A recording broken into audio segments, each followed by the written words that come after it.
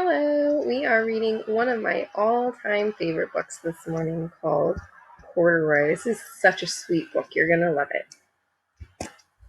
Corduroy is a bear who once lived in the toy department of a big store. Day after day, he waited with all the other animals and dolls for somebody to come along and take him home.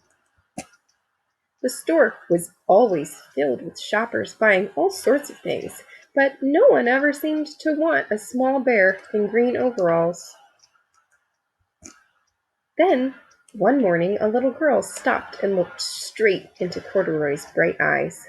"Oh, Mommy," she said, "look, there's the very bear I've always wanted." "Not today, dear," her mother sighed. "I've spent too much already.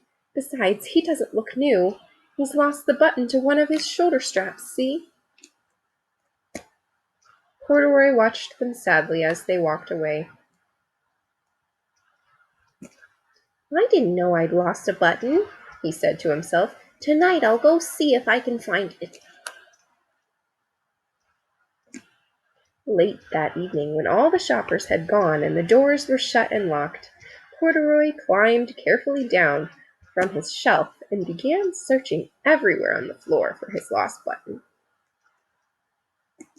Suddenly he felt the floor moving under him. Quite by accident, he had stepped onto an escalator, and up he went. "Could this be a mountain?" he wondered. "I think I've always wanted to climb a mountain."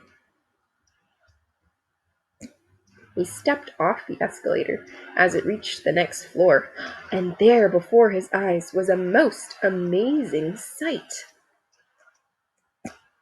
Tables and chairs and lamps and sofas and rows of beds. "This must be a palace," Corduroy gasped.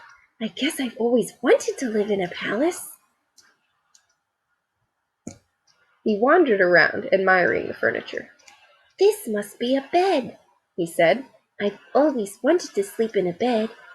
And up he crawled onto a large, thick mattress. All at once he saw something small and round. "Why, here's my button!" he cried, and he tried to pick it up. But, like all the other buttons on the mattress, it was tied down tight.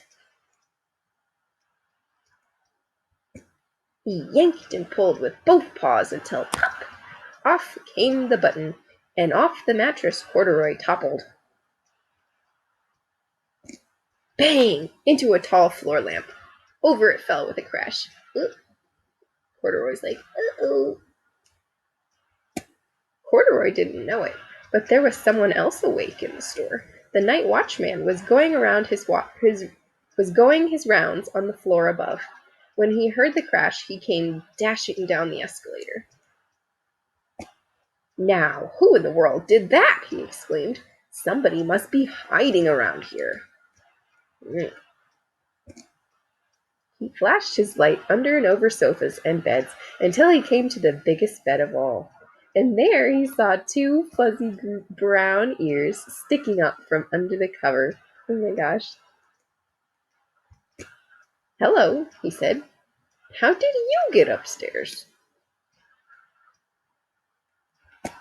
The watchman tucked Corduroy under his arm and carried him down the escalator and set him on the shelf in the toy department with the other animals and dolls.